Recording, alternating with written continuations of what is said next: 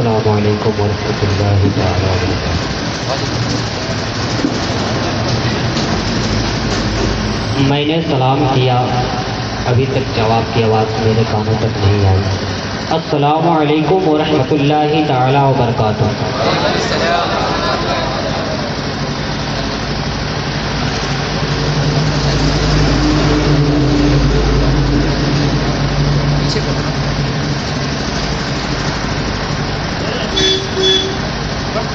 معزز سامعین اکرام، بہت ہی دیر سے یہ اندازہ لگایا جا رہا ہے کہ محفل غوث پاک کے نام سے سجی ہوئی ہے اور یہاں پر غوث پاک کے چاہنے والے حاضر ہیں۔ یہ غوث اعظم کی محبت میں یہاں حاضر ہوئے ہیں ہم لوگ تاکہ ان کا میلاد منا سکیں۔ آج یہ جو مہینہ چل رہا ہے ربیع الغوث، غوث کا مہینہ کہتے ہیں، جسے ربیع الثانی بھی کہتے ہیں۔ ربیع الاول کا مہینہ، یہ ربیع الثانی کا مہینہ ہے۔ یہ ہمارے غوث پاک کا مہینہ، اس مہینے میں غوث پاک رحمۃ اللہ تعالیٰ کی پیدائش ہوئی۔ معزز سامعین اکرام، آپ لوگ اتنے دیر سے نعت شریف سماعت فرما رہے تھے اور اپنے دلوں کو منور و مطمئن کر رہے تھے۔ اب آئیے میں آپ کو غوث پاک کے متعلق کچھ باتیں جو آپ کے دلوں تک، آپ کے ذہن تک پہنچا دوں کہ ہم غوث کا مہینہ، ہم غوث کا میلاد کیوں مناتے ہیں۔ اس سے قبل میں خطبہ پڑھنا چاہتا ہوں۔ الحمدللہ نحمدہ ونستعینہ ونستغفرہ ونؤمن بہ ونتوکل علیہ ونعوذ باللہ من شرور انفسنا ومن سیئات اعمالنا من یهدہ اللہ فلا مضل له ومن یضللہ فلا ہادی له ونشهد ان لا الہ الا اللہ وحدہ لا شریک له ونشهد ان سیدنا مولانا محمدا عبدہ ورسولہ۔ اما بعد فاعوذ باللہ من الشیطان الرجیم، بسم اللہ الرحمن الرحیم۔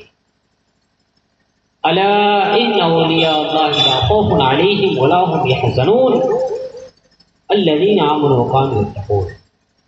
صدق اللہ مولانا العظیم وصدق رسولہ النبی الامین المتین الکریم ونحن على ذلك لمن الشاہدین والشاکرین والحمد للہ رب العالمین۔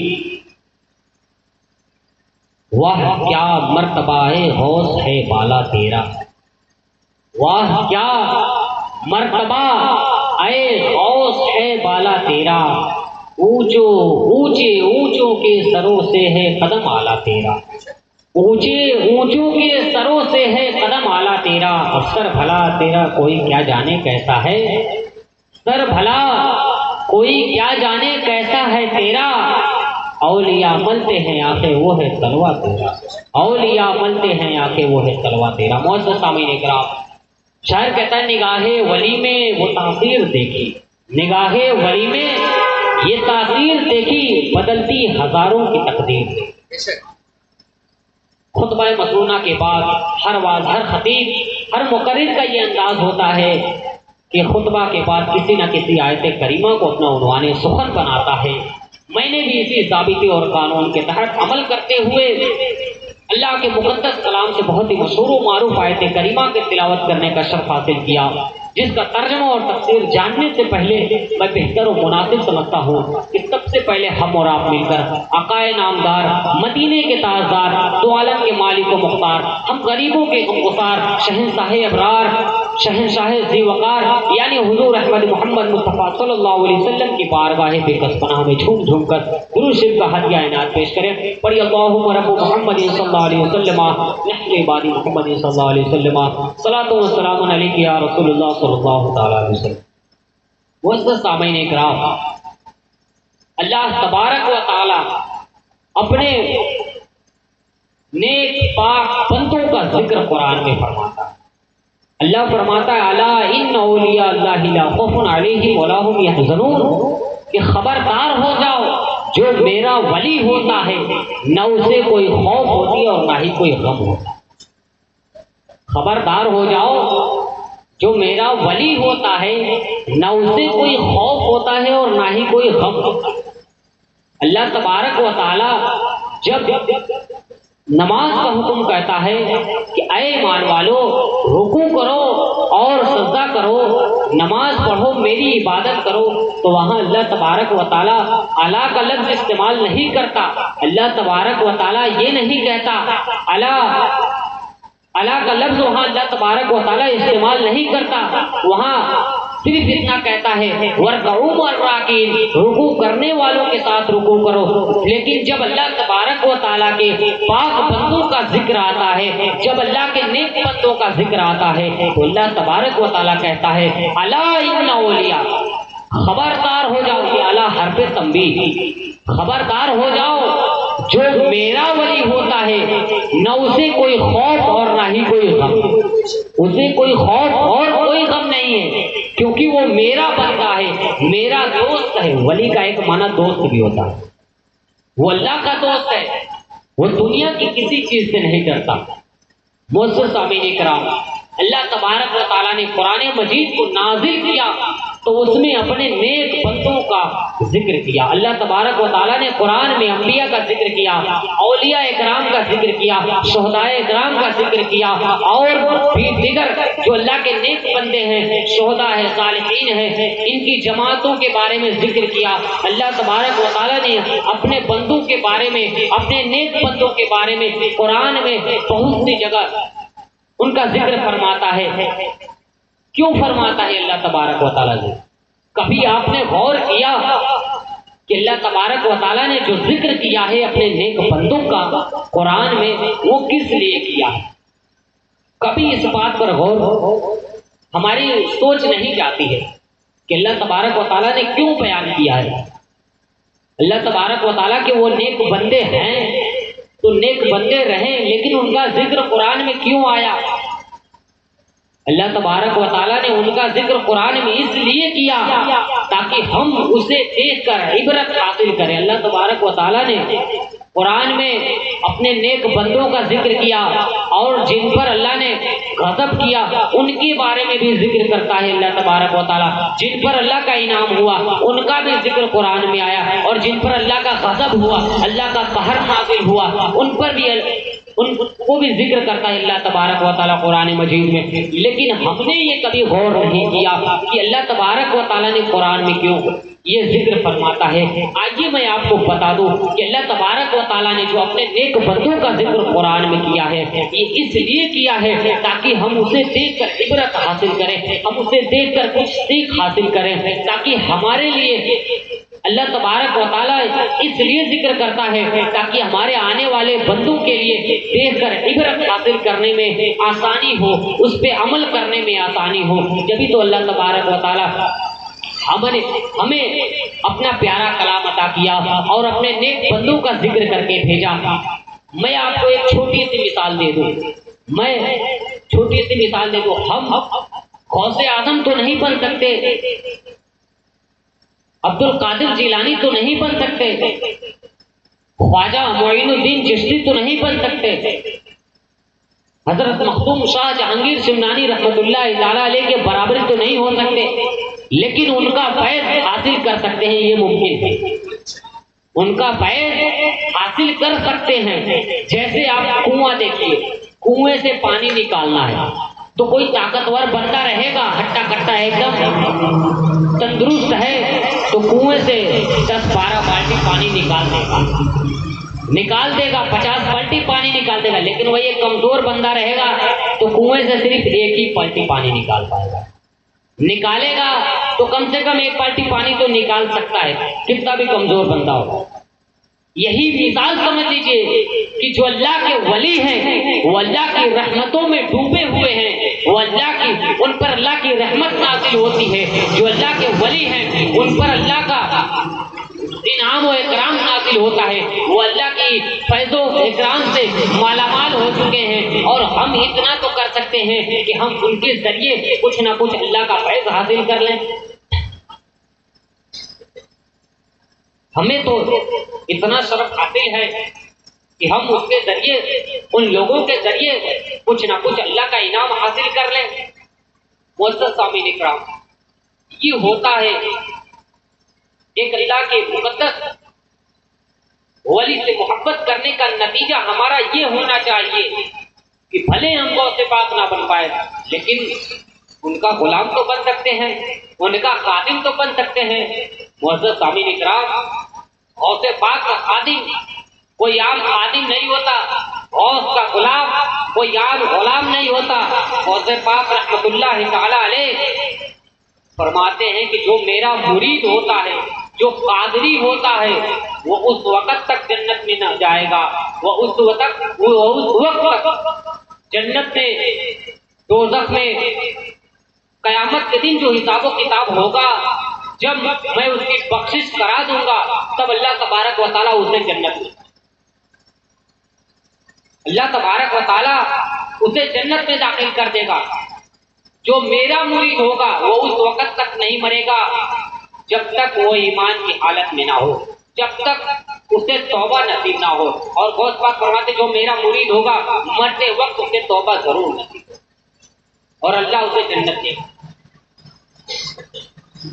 معزز سامعین اکرام، میں نے قرآن مجید کی تلاوت کیا، الا ان اولیاء اللہ لا خوف علیہم ولا هم يحزنون، کہ جو اللہ کے ولی ہوتے ہیں نہ انہیں کوئی خوف ہوتا ہے نہ ہی کوئی غم ہوتا ہے۔ اس لیے کہ جو اللہ کے ولی ہوتے ہیں وہ صرف اور صرف اللہ کا خوف اپنے دل میں ڈالتے ہیں، وہ صرف اور صرف اللہ کا غم اپنے دل میں پیدا کرتے ہیں، وہ صرف اور صرف اللہ سے ڈرتے ہیں، وہ دنیا کی کسی چیز سے نہیں ڈرا کرتے۔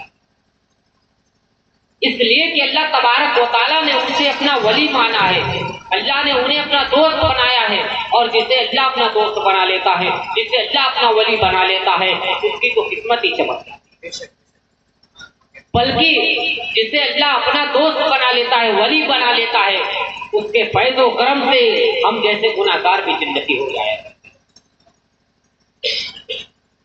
معزز سامعین اکرام، جو اللہ کے ولی اگر کہہ دے مٹی کو سونا ہو جائے تو اس مٹی کو سونا ہونا ہے، اگر اللہ کے ولی کہہ دے دریا راستہ دے دے تو اس دریا کو راستہ دینا ہے، اگر اللہ کے ولی یہ کہہ دے کہ اے پتھر تو سونا بن جا، تو پگھل جا، تو اس پتھر کو پگھلنا پڑے گا، سونا بننا پڑے گا۔ اس لیے کہ بات تو، اس لیے کہ زبان تو حقیقت میں ولی کی ہوتی ہے لیکن بات خدا کی ہوتی ہے، اس لیے کہ حقیقت میں بات خدا کی ہوتی ہے، ولی کا چلنا حقیقت میں خدا کا چلنا ہوتا ہے، ولی کا بولنا حقیقت میں خدا کا بولنا ہوتا ہے، ولی کا دیکھنا حقیقت میں خدا کا بولنا ہوتا ہے۔ اس لیے کہ پاؤں ولی کی ہوتی ہے لیکن اس میں تاثیر خدا نے ڈالی ہوتی ہے، ہاتھ ولی کی ہوتی ہے لیکن اس میں تاثیر خدا نے ڈالی ہوتی ہے۔ جبھی تو کسی شاعر نے کیا خوب کہا ہے کہ نگاہ ولی میں وہ تاثیر دیکھی بدلتی ہزاروں کی تقدیر دیکھی۔ پڑھیے درود پاک اللہم رب محمد صلی اللہ علیہ وسلم، نحن بعد محمد صلی اللہ علیہ وسلم، صلاۃ و سلام علیک یا رسول اللہ صلی اللہ علیہ وسلم۔ معزز سامعین اکرام، اللہ تبارک و تعالیٰ نے اپنے بندوں کو دنیا میں بھیجا، نیک بندوں کو دنیا میں بھیجا تو اس لیے بھیجا کہ وہ آئیں اور ہماری ہدایت اور رہنمائی کریں، ہماری ہدایت اور رہنمائی کریں۔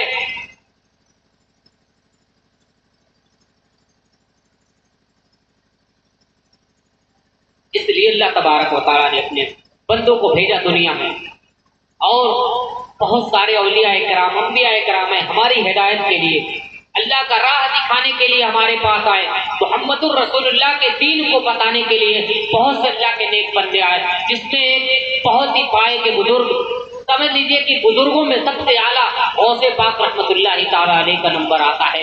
غوث پاک رحمۃ اللہ تعالیٰ علیہ سبھی ولیوں کے سردار، جو بغداد کے رہنے والے، غوث پاک رحمۃ اللہ تعالیٰ علیہ جب اس دنیا میں آئے تو ماں کے پیٹ سے ہی ولی بن کر آئے۔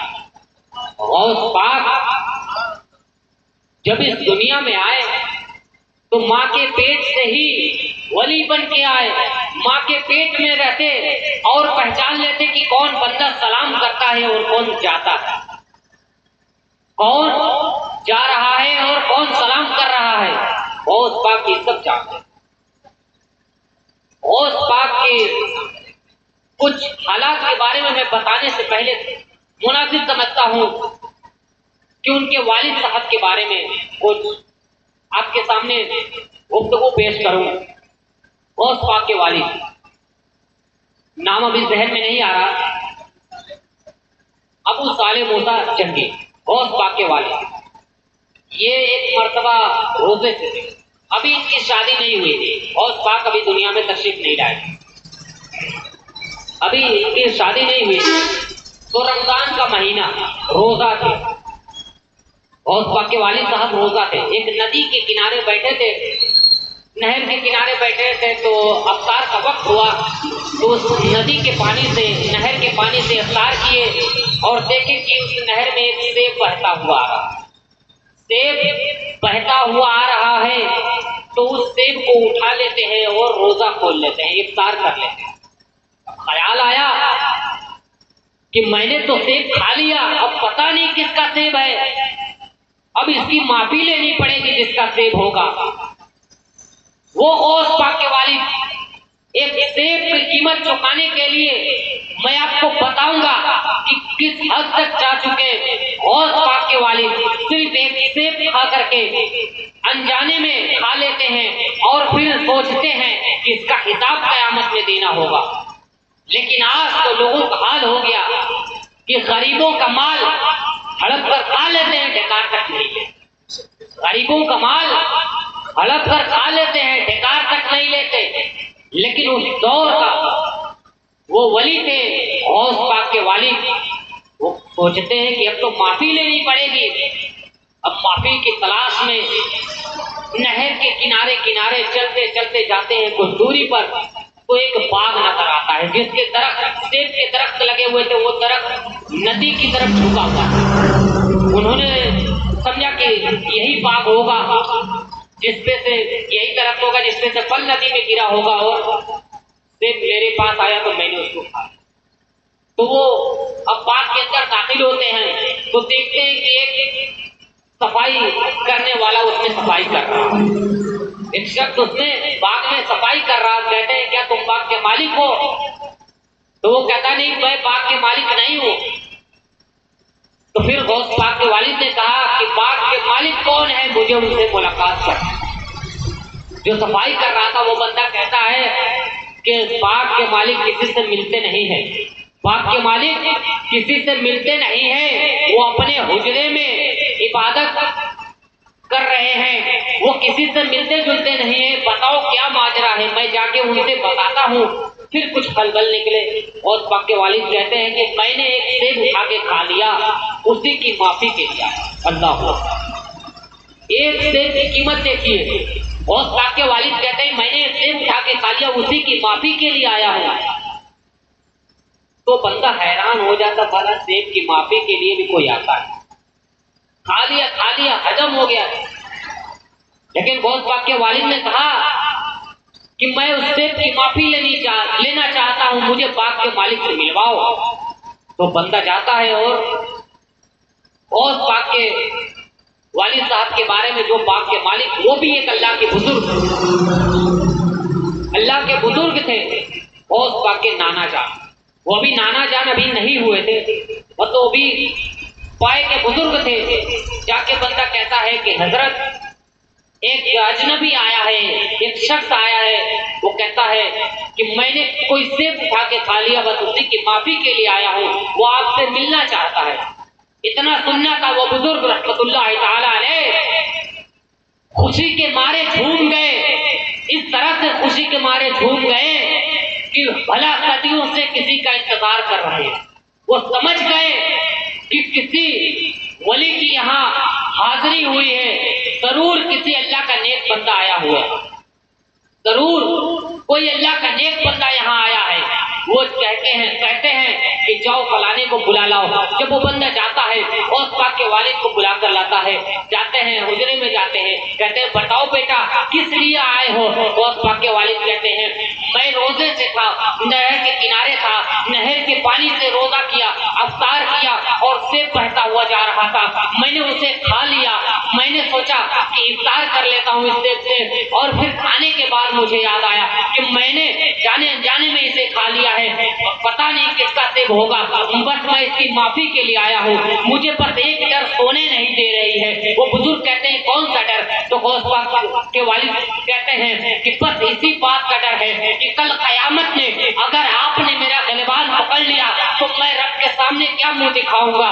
تو وہ بزرگ کہتے ہیں کہ تجھے معافی چاہیے, تمہیں معافی چاہیے, معافی ایسے نہیں ملے گی, تمہیں اتنے عرصے تک, اتنے وقت تک تمہیں میرے باغ کی رکھوالی کرنی ہوگی. اور باغ کے والد کہتے ہیں ٹھیک ہے میں باغ کی رکھوالی کرنے کے لیے تیار ہوں. جس وقت جو وقت مقرر کیا تھا انہوں نے وہ وقت پورا ہو چکا ہے. اور باغ کے والد جاتے ہیں, کہتے ہیں بابا اب مجھے معافی دے دو, اب مجھے معافی دے دو, وقت مقرر ہو گیا. بابا کہتا ہے نہیں نہیں, پھر اتنے دن اور مجھے باغ کی رکھوالی کرنی ہوگی. پھر غوث باغ کے والد جاتے ہیں اور باغ کی رکھوالی کرتے ہیں. باغ کی رکھوالی کرتے کرتے پھر وہ عرصہ گزر جاتا ہے, وہ مدت گزر جاتی ہے. پھر جاتے ہیں اور کہتے ہیں بابا اب تو مجھے معافی دے دو, اب تو میں نے جو باغ کی رکھوالی کرنے کے لیے آپ نے جو وقت دیا تھا میں اس وقت کو پورا کر چکا ہوں, وہ وقت ختم ہو چکا ہے. کہتے ہیں نہیں نہیں ایسے معافی نہیں ملے گی. تو کہتے ہیں کہ تجھے ایسے معافی نہیں ملے گی. غوث پاک کے والد کہتے ہیں تو کیا کرنا ہوگا, اب کیا کرنا ہوگا مجھے؟ وہ بابا کہتے ہیں, وہ اللہ کے ولی کہتے ہیں کہ تجھے میری بیٹی سے شادی کرنی ہوگی. اب غوث پاک کے والد حیران و پریشان ہو جاتے ہیں اور کہتے ہیں کہ اے بابا کسی حسین سے شادی کرنے کے لیے والدین کی اجازت لینی ہوتی ہے, پورے خاندان کی اجازت لینی ہوتی ہے. آپ کہہ رہے ہیں کہ میں آپ کی بیٹی سے نکاح کروں, یہ کیسے ہو سکتا ہے؟ تو پھر بابا کہتے ہیں جاؤ ٹھیک ہے معافی نہیں ملے گی, تم نکاح مت کرو, تجھے معافی نہیں ملے گی. تو غوث پاک کے والد کہتے ہیں ٹھیک ہے میں نکاح کرنے کے لیے تیار ہوں. وہ بزرگ رحمت اللہ تعالیٰ علیہ کہتے ہیں پہلے شرط تو سن لو کہ میری بیٹی کس کنڈیشن میں ہے, میری بیٹی کس حال میں ہے. کہتے ہیں بتائیے. کہتے ہیں میری بیٹی پیر سے لنگڑی ہے, میری بیٹی ہاتھ سے لولی ہے, میری بیٹی آنکھوں سے اندھی ہے, میری بیٹی زبان سے گونگی ہے, میری بیٹی کان سے بہری ہے. تو کہتے ہیں حیران ہو جاتے ہیں غوث پاک کے والد, حیران ہو جاتے ہیں اور سوچتے ہیں کہ ایک حسین و جمیل لڑکی سے شادی کرنے کے لیے کتنی پورے خاندان کی ضرورت ہوتی ہے, والدین کی اجازت کی ضرورت ہوتی ہے. آج تو اس لڑکی میں اتنے سارے عیب ہیں, بھلا میں شادی کیسے کروں گا؟ پھر وہ بزرگ رحمت اللہ تعالیٰ علیہ کہتے ہیں اگر تم معافی چاہتے ہو تو تمہیں نکاح کرنی پڑے گی. غوث پاک کے والد رحمت اللہ تعالیٰ علیہ حامی بھر دیتے ہیں ٹھیک ہے میں نکاح کروں گا. نکاح ہو جاتا ہے. اللہ اکبر, وہ کیا دور تھا. آج اگر باپ اگر بیٹے کو کہہ دے کہ بیٹا میں نے تمہارے لیے کوئی لڑکی دیکھی ہے تم اس سے شادی کر لے, تو بیٹا کہتا ہے شٹ اپ, چپ ہو جاؤ, میں اپنی پسند کی لڑکی سے شادی کروں گا. اتنا سنتے ہی باپ کے منہ کا تھوک سوکھ جاتا ہے. لیکن وہ کیا دور تھا. غوث پاک کے والد رحمت اللہ تعالیٰ علیہ جو کہتے ہیں ٹھیک ہے میں نکاح کرنے کے لیے تیار ہوں. آج اگر باپ کہہ دے, ماں کہہ دے کہ میری پسند سے تم شادی کرو, تو بیٹا کہتا ہے کہ تمہیں کیا پتا کہ بیٹی کیسی ہونی چاہیے.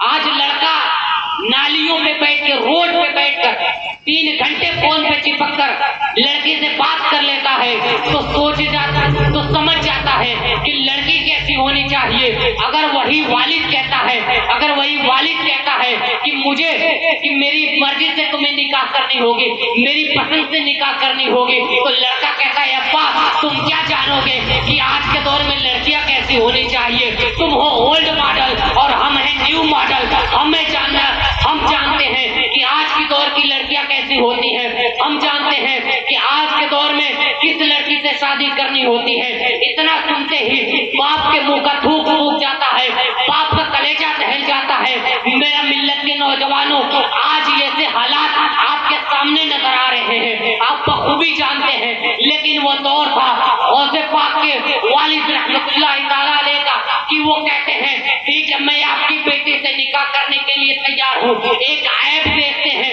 इतनी ऐब देखते हैं, एक लड़की में हाथों से लूली, पैर से लंगड़ी, आंखों से अंधी, जबान से गूंगी, कान से बहरी, लेकिन फिर भी गौस पाक के वालिद रहमतुल्लाह ताला अलैह हामी भर देते हैं मैं निकाह करने के लिए तैयार हूँ। सिर्फ एक सेब की माफी के लिए हजरत वो जो बुजुर्ग थे उन्होंने निकाह कराया, गौस पाक के वालिद रहमतुल्लाह ताला अलैह का निकाह कराया। निकाह कराने के बाद गौस पाक के वालिद रहमतुल्लाह ताला अलैह अर्ज करते हैं बाबा मेरी बीबी कहाँ है, मुझे मेरी बीबी से मिलवाइए। तो अर्ज करते हैं जाओ उस कोठरी में तुम्हारी बीबी है। जाते हैं और दरवाजे पे दस्तखत देते हैं। दस्तखत देने के बाद सलाम करते हैं अस्सलामु अलैकुम। अंदर से बहुत ही खूबसूरत लहजे में जवाब आती है वालेकुम अस्सलाम व रहमतुल्लाहि ताला व बरकातुहू। इतना सुनना था। दस्तक देते हैं, दरवाजा अंदर से खुलता है, देखते हैं कि एक हसीनो महजबी अंदर बहुत ही खूबसूरत लड़की जलवागर है। वापस आ जाते हैं। वापस आने के बाद कहते हैं बाबा ये क्या हुआ, वहाँ तो मेरी बीबी नहीं है। वो कहते हैं, वो बुजुर्ग कहते हैं वही तुम्हारी बीबी है, वही तुम्हारी बीबी है। तो गौस पाक के वालिद कहते हैं कि आपने बताया था कि मेरी बीबी लंगड़ी है, लूली है, गूंगी है, बहरी है, लेकिन वहाँ तो एक हसीन औरत है, वहाँ तो एक खूबसूरत लहजे में बात करने वाली औरत है। वो औरत लंगड़ी नहीं है, वो खुद चल कर आई है। वो औरत लूली नहीं है, वो खुद अपने हाथ से दरवाजा खोली है। लेकिन आप ये कैसे कह सकते हैं कि वो मेरी बीबी है, हालांकि आपने मुझे पहले बता चुका है कि तेरी बीबी लंगड़ी लूली है। तो वो वली कहते हैं, वो अल्लाह के वली कहते हैं ऐ बंदे तुझे यहाँ बुलाया नहीं गया है, बल्कि रब तुम्हें यहाँ लेकर आया है। वो गौस पाक के वालिद कहते हैं भला ये कैसे हो सकता है। वो बुजुर्ग कहते हैं सुन तुझे यहाँ बुलाया नहीं गया है, मैंने एक रोज रब की बारगाह में दुआ की थी ऐ रब्बे तुल जलाल तूने मुझे एक नेक सीरत वाली बेटी दी है, पाक बेटी दी है, तो भला बेटी इतनी नेक है तो फिर बेटा कहाँ से आएगा। रब ने कहा था कि ऐ मेरे बंदे तू जा अपने बाग में आराम कर, मैं तुम्हारे लिए बेटा खुद तुम्हारे बाग में भेज दूंगा। ऐ बंदे तू यहाँ चल के नहीं आया है, बल्कि रब की मर्जी से यहाँ आया है। तो फिर गौस पाक के वालिद कहते हैं फिर मुझसे ये आजमाया, फिर मुझसे ये काम क्यों लिया गया। तो वो पापा कहते हैं कि ऐ बेटे सुन तुझे आजमाया गया है। रब ने कहा था कि वो बंदा खुद तेरे बाग में चल के जाएगा, जो तेरी बीबी से, जो तेरी बेटी से शादी करेगा, तू उसे पहले आजमा लेना, पहले उसका इम्तिहान ले लेना, फिर अपनी बेटी से उसका निकाह करवा देना। फिर गौस पाक के वालिद कहते हैं कि आए बाबा ये माजरा है, तो फिर आपने मुझसे झूठ क्यों बोला कि मेरी बेटी लंगड़ी लूली है। तो वो बुजुर्ग रहमतुल्लाह ताला अलैह कहते हैं कि आए बेटे सुन मैंने अपनी बेटी को लंगड़ी इसलिए कहा कि कभी किसी गुनाह की तरफ अपने कदम उठा के नहीं चले हैं। मैंने अपनी बेटी को लूली इसलिए कहा कि कभी गुनाह की तरफ हाथों को नहीं बढ़ाया। मैंने अपनी बेटी को अंधी इसलिए कहा कि कभी किसी हराम चीज को, कभी किसी नाजायज चीज को अपनी आंखों से नहीं देखा। मैंने अपनी बेटी को गूंगी इसलिए कहा कि कभी अपने जबान से किसी हराम चीज को, किसी गंदे अल्फाज को नहीं निकाला, कोई शिकवा शिकायत के अल्फाज नहीं निकाले। मैंने अपनी बेटी को बहरी इसलिए कहा कि मेरी बेटी ने कभी किसी हराम या हलाल चीज या नाजायज चीज को सुना ही नहीं है, इसलिए मैंने अपनी बेटी को ये सब बताया। फिर गौस पाक के वालिद रहमतुल्लाह ताला अलैह कहते हैं अच्छा ये माजरा है। फिर गौस पाक के वालिद रहमतुल्लाह ताला अलैह अपनी बीवी हजरत, उनका नाम जहन में नहीं आ रहा, गौस पाक की अम्मी जान, अब उन दोनों का निकाह हो जाता है। निकाह होने के बाद फातिमा उम्मुल खैर, गौस पाक की अम्मी जान फातिमा उम्मुल हजरत फातिमा उम्मुल खैर, जिनका नाम हजरत फातिमा उम्मुल खैर, दोनों का निकाह हो जाता है। निकाह होने के बाद गौस पाक रहमतुल्लाह ताला अलैह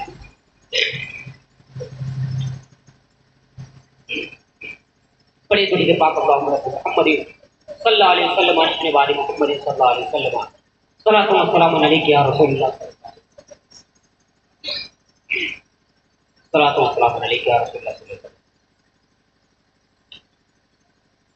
جب نکاح ہو جاتا ہے پھر غوث پاک اپنی ماں کے شکم میں آتے ہیں. وہ غوث پاک کا دور تھا جب اپنی ماں کے پیٹ میں ہوا کرتے تھے تو اپنی ماں کے پیٹ سے آنے جانے والے کے سلام کو سن لیا کرتے تھے. غوث پاک رحمۃ اللہ تعالی علیہ جب ماں کے پیٹ میں تھے تو آنے جانے والے لوگوں کے گفتگو کو سن لیا کرتے تھے. جب غوث پاک ماں کی گود میں آئے، رمضان شریف میں آئے، رمضان میں آئے تو غوث پاک جیسے دنیا میں تشریف لائے ویسے ہی روزہ رکھنا شروع کر دیا. دن میں ماں کا دودھ نہیں پیا کرتے تھے، رات میں ماں کا دودھ پیا کرتے تھے. غوث پاک اپنی ماں کا دودھ دن میں نہیں پیا کرتے کیونکہ رمضان کا وقت تھا، دن میں روزہ کا وقت تھا، اس لیے غوث پاک ماں کا دودھ دن میں نہیں پیا کرتے تھے، رات میں پیا کرتے. جب لوگوں کو عید کے چاند اور رمضان کے چاند کا جھگڑا ہوتا، جب فتان ہوتا تو غوث پاک کے ماں کے پاس آتے تھے اور پوچھتے ہیں کہ عبد القادر نے آج دودھ پیا؟ تو اگر غوث پاک کی والد کہہ دیں گی، والدہ کہہ دیں گی کہ میرا بیٹا دن میں دودھ نہیں پیا ہے تو سمجھ جاتے تھے کہ روزہ ہے آج، اور کہہ دیتی تھی کہ آج دودھ پی لیا ہے تو سمجھ جاتے تھے کہ روزہ نہیں. یہ کرامت غوث پاک. اب غوث پاک دھیرے دھیرے 4 سال کی عمر کے ہوئے بچوں کے ساتھ کھیل رہے تھے. بچوں کے ساتھ غوث پاک کھیل رہے تھے اور غوث پاک کا کھیل بھی دیکھیے، ان کا کھیل بھی کتنا عجیب تھا. غوث پاک رحمۃ اللہ تعالی علیہ بچپنا کی عمر میں بچوں کے ساتھ کھیلتے تھے اور ان کا کھیل اتنا عجیب تھا. عبد القادر جیلانی رحمۃ اللہ تعالی علیہ کہتے تھے لا الہ، تو سارے بچے کہتے ہیں ہی اللہ. ان کا یہ کھیل تھا غوث پاک رحمۃ اللہ تعالی علیہ. جب کہتے تھے لا الہ تو سارے بچے کہتے ہیں الا اللہ. یہ کھیل تھا غوث پاک رحمۃ اللہ تعالی. غوث پاک رحمۃ اللہ تعالی علیہ 4 سال کی عمر میں بچوں کے ساتھ کھیل رہے ہیں. ایک بزرگ کا گزر ہوا وہاں پر. بزرگ کا گزر ہوتا ہے، وہ بزرگ کہتے ہیں السلام علیکم ورحمۃ اللہ وبرکاتہ. بزرگ سلام کرتے ہیں بچوں کو. وہ اس وقت کا دور تھا کہ وہاں چھوٹا بڑا نہیں دیکھا جاتا، وہاں بڑا چھوٹے کو سلام کرتا، چھوٹا بڑے کو سلام کرتا، سب مل جل کے رہتے. لیکن آج کا دور یہ ہو گیا کہ اگر کوئی بوڑھا ہے تو سوچتا ہے کہ یہ چھوٹا بچہ یہی سلام کرے گا. حالانکہ سلام میں پہل کرنا سنت ہے. سلام میں پہل کرنا یعنی آپ اگر کسی کو پہلے سلام کر دیتے ہیں تو وہ سنت ہو جاتا ہے. فرمایا جاتا ہے کہ سلام میں جتنا پہلے تم سلام کرو گے سنت پہ عمل ہوگا. لیکن آج تو نوجوان یہ سوچتے ہیں کہ یہ بچہ یہی سلام کرے گا پہلے پھر میں جواب دوں گا. یہ ہمارا حال ہو گیا ہے آج. نہیں، اس وقت کا دور تھا. وہ بزرگ کہتے ہیں السلام علیکم ورحمۃ اللہ وبرکاتہ تو سارے بچے ایک مرتبہ جواب دیتے ہیں وعلیکم السلام ورحمۃ اللہ وبرکاتہ. لیکن عبد القادر جیلانی 2 مرتبہ جواب دیتے ہیں، کہتے ہیں وعلیکم السلام ورحمۃ اللہ وبرکاتہ. 2 مرتبہ غوث پاک رحمۃ اللہ تعالی علیہ جواب دیتے ہیں. وہ بزرگ حیران، وہ بھی اللہ کے ولی تھے، وہ حیران ہو گئے اے بچے تم نے 2 مرتبہ جواب کیوں دیا؟ سب نے تو 1 مرتبہ جواب دیا. غوث پاک کہتے ہیں بابا جائیے آپ اپنا کام کیجیے، مجھے اپنا کام کرنے دیجیے. پھر وہ بزرگ پوچھتے ہیں کہ اے بیٹے بتا تو صحیح تم نے جواب کیوں دیا 2 مرتبہ؟ غوث پاک اس بزرگ کا ہاتھ پکڑتے ہیں، لے جاتے ہیں پہاڑ کے ٹیلے پر، لے جا کر پہاڑ کے اونچے ٹیلے پر لے جاتے ہیں اور کہتے ہیں اے بابا وہ دیکھ رہے ہو، وہ بستی دیکھ رہے ہو، اس بستی میں وہ گھر دکھ رہا ہے، وہ مکان دکھ رہا ہے؟ تو وہ بابا کہتے ہیں ہاں دکھ رہا ہے. تو وہ غوث پاک رحمۃ اللہ تعالی علیہ کہتے ہیں کہ آج سے 4 سال پہلے تم نے اس دروازے پر آیا تھا اور دروازے پر آ کر کے سلام کیا تھا، السلام علیکم ورحمۃ اللہ وبرکاتہ، تم نے کیا سوچ کر سلام کیا تھا؟ تو وہ بزرگ کہتے ہیں میں نے یہی سوچا تھا کہ سیدوں کا گھرانہ ہے، سیدوں کا دروازہ ہے، کچھ دعا مل جائے۔ تو غوث پاک کہتے ہیں کہ جب تم سلام کیے تھے تو تمہیں جواب ملا تھا؟ تو وہ بزرگ کہتے ہیں نہیں بیٹے مجھے جواب نہیں ملا تھا۔ تو غوث پاک کہتے ہیں پتہ ہے تمہیں کیوں جواب نہیں ملا تھا؟ پتہ ہے تمہیں کیوں نہیں جواب ملا تھا؟ اس وقت میرے گھر میں کوئی مرد نہیں تھا، کوئی نوجوان نہیں تھا جواب دینے کے لیے۔ اس وقت میرے گھر میں صرف میری ماں تھی، وہ جواب نہ دے سکی تھی، اس وجہ سے تمہیں سلام کا جواب نہ ملا۔ تو پھر وہ بزرگ کہتے ہیں اے بچے تمہیں کیسے معلوم؟ تو غوث پاک کہتے ہیں اے بزرگ میں اس وقت اپنی ماں کے شکم میں تھا، ماں کے پیٹ میں تھا، جب تم نے سلام کیا تو میں تمہارے سلام کو سنا اور تمہارے چہرے کو دیکھ لیا، اور 4 سال تک میں تمہارا انتظار کر رہا تھا کہ جب تم سے ملاقات ہو تو تمہارے سلام کے جواب دے دوں۔ اس وجہ سے آج جب تم میرے پاس آئے ہو تو میں نے ایک سلام کا جواب دے کر کے 4 سال پہلے کا قرضہ اتار دیا ہے، اور ایک سلام کا جواب دے کر کے آج کا قرضہ اتار دیا۔ سبحان اللہ۔ یہ ہمارے غوث پاک کی شان ہے۔ غوث پاک کی شان اگر بیان کی جائے تو پوری رات ختم ہو جائے، لیکن بات وقت کو دیکھتے ہوئے صرف 5 منٹ۔ غوث پاک وہ پائے کے بزرگ، انہوں نے کہا کہ 4 سال پہلے کا قرضہ اتار دیا ایک سلام کا جواب دے کر، اور دوسرے سلام کا جواب دے کر آج قرضہ اتار دیا۔ حضور غوث پاک رحمۃ اللہ تعالی علیہ جب مکتب میں تشریف لے جا رہے تھے، علم دین حاصل کرنے کے لیے جا رہے تھے، تو اپنی امی سے کہتے ہیں کہ اے امی جان میں علم دین حاصل کرنے کے لیے جا رہا ہوں، علم دین حاصل کرنے کے لیے جا رہا ہوں۔ ان کی امی کہتی ہیں کہ اے بیٹا ذرا اپنا ہاتھ مختصر لے سکتا ہوں، اے بیٹا ذرا اپنا ہاتھ میرے ہاتھ میں تو دے۔ تو غوث پاک کہتے ہیں کہ ٹھیک ہے۔ غوث پاک اپنا ہاتھ اپنی امی کے ہاتھ میں دیتے ہیں۔ ان کی امی وعدہ لیتی ہیں کہ اے بیٹا تو آج میری نظروں سے اوجھل ہو رہا ہے، تم میرے پاس میرے ہاتھوں پہ اپنا ہاتھ رکھ کے وعدہ کر کہ زندگی میں کبھی جھوٹ نہیں بولے گا، آج کے بعد کبھی جھوٹ نہیں بولے گا۔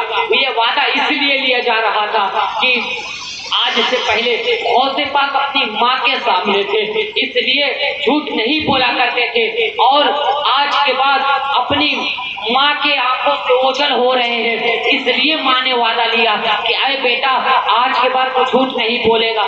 حالانکہ غوث پاک کبھی جھوٹ نہ بولے تھے اپنی زندگی میں، غوث پاک نے کبھی جھوٹ نہیں بولا، پھر بھی ایک ماں وعدہ لیتی ہے کہ بیٹا تو کبھی جھوٹ نہیں بولے گا۔ غوث پاک نے اقرار کیا، اقرار کرنے کے بعد جب قافلے کے ساتھ روانہ ہوئے، راستے میں ڈاکوؤں نے گھیر لیا تو سارے جو قافلے کے لوگ تھے، جو سارے سفر کرنے والے لوگ تھے، سب کا سامان لوٹ لیا۔ سامان لوٹنے کے بعد غوث پاک رحمۃ اللہ تعالی علیہ کی باری آتی ہے۔ یہ تو ننھے تھے، ابھی چھوٹے تھے، ان کے بارے میں کوئی زیادہ توجہ نہیں کر رہا تھا، ان کی طرف کوئی توجہ نہیں کر رہا تھا۔ ایک ڈاکو آتا ہے اور کہتا ہے بچے تیرے پاس بھی کچھ ہے؟ تو غوث پاک کہتے ہیں ہاں میرے پاس 40 سونے کے سکے ہیں۔ حالانکہ اس وقت جھوٹ نہیں بول سکتے غوث پاک، کیونکہ گھر سے ماں کا وعدہ لے کے نکلے ہیں۔ غوث پاک کہتے ہیں ہاں میرے پاس 40 سونے کے سکے ہیں۔ وہ ڈاکو سمجھتا ہے کہ یہ چھوٹا بچہ ہے، مذاق کر رہا ہوگا، اسی طرح چلا جاتا ہے۔ پھر دوسرا ڈاکو آتا ہے، کہتا ہے بچے تیرے پاس بھی کچھ ہے؟ تو غوث پاک کہتے ہیں ہاں میرے پاس 40 سونے کے سکے ہیں۔ تو وہ ڈاکو سمجھتا ہے کہ چھوٹا بچہ ہے، مذاق کر رہا ہوگا، بھلا اس کے پاس کیا مل سکتا ہے، وہ بھی واپس چلا جاتا ہے۔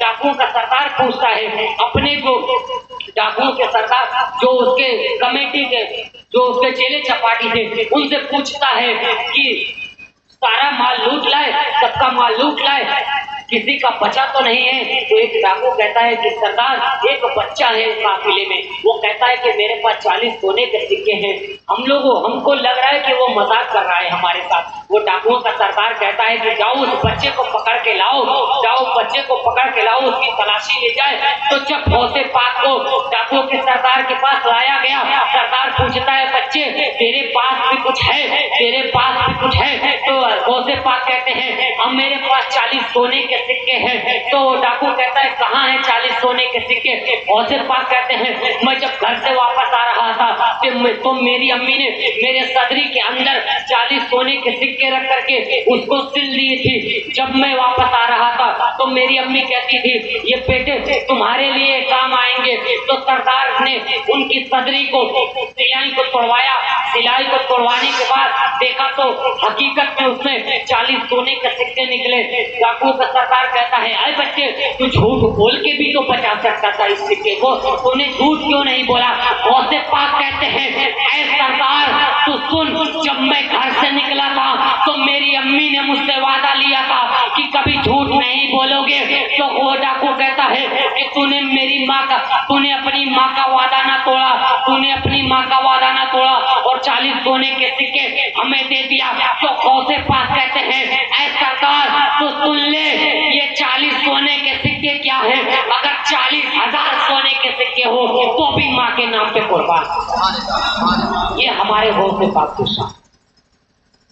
तो भी गौसे पाक कहते हैं 40,000 सोने के सिक्के हो ऐसे तो भी माँ के नाम पे कुर्बान। डाकुओं का सरदार कहता है कि ऐ बेटे तू किस खानदान से थे? गौसे पाक कहते हैं मैं हसनी सैयद हूँ, मैं हसनी सैयद हूँ, मैं हुजूर के आल से हूँ। तो गौसे पाक रहमतुल्लाह ताला ने जब इतना कहते हैं, सरदार कहता है बच्चे माफी चाहूंगा, तुझे दुख दिया, मुझे अपने हाथों पे बैठ करा ले। गौसे पाक रहमतुल्लाह ताला ने सबको कलमा पढ़ा करके, जब डाकुओं का सरदार ने गौस पाक के हाथ पर कलमा पढ़ के मुसलमान हो गया तो उसके जितने चेले चपाटे थे वो कहते हैं कि जब हमारे सरदार जा रहे हैं तो हम भी जाएंगे। गौस पाक रहमतुल्लाह ताला के हाथ पर सबने कलमा पढ़ लिया और सबने इस्लाम कबूल कर लिया। उलमा फरमाते हैं उस वक्त जितने गौस पाक के हाथ पर कलमा पढ़ के मुसलमान हुए थे अल्लाह ने सबको वली बना। ये हमारे गौस पाक के साथ वो सामने करा। हमें चाहिए कि बुजुर्गों से मोहब्बत रखे, उल्फत रखे, तभी हम दीन को समझ पाएंगे, हम नेकी के रास्ते को समझ पाएंगे। इधर उधर सिर्फ घूमने से, ये मौलवी वो मौलवी के पास जाने से कुछ फायदा नहीं है, बल्कि आप एक ही मौलवी के पास जाइए, एक सच्चे पक्के आशिके रसूल को तलाश करिए, उसी के पास जाइए। 1000 आलिम के पास, 1000 गुमराह आलिम के पास जाने से बेहतर है कि एक ही दीन के रास्ते पर चलने वाले आलिम दीन के पास जाइए और उससे पूछिए कि हमारा दीन क्या है, दीन के बारे में बताओ। तो यही बेहतर है। वो सामने करा, मैं अपनी गुफ्तगू को यही खत्म करना चाहता हूँ, वक्त भी काफी हो चुका है। अल्लाह तबारक व तआला की बारगाह में दुआ है कि मेरे कहने और आपको सुनने में जो भी कुछ गलतियां खामियां हुई हो, सबसे पहले मुझे तौबा करने की तौफीक दे। तक